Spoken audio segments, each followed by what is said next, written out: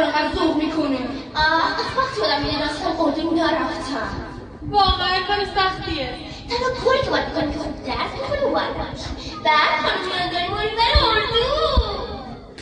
سب کن ببینم نشم چی بود؟ اینجور نگاه کنم که پس باید خوشم خوشم نیم. چی؟ شباک شدی یا؟ هیچ نگاهی از ششم نمیفته. تقویات زمان 214 سال 76 پستم تراس داره همینجا. درسته. کسی؟ اون یه سری مخفی کرده ولی چی رو؟ داره چی کار میکنه؟ چی کار میکنه؟ نگاه میکنه دیگه. نه این اصلا نگاهی معمولی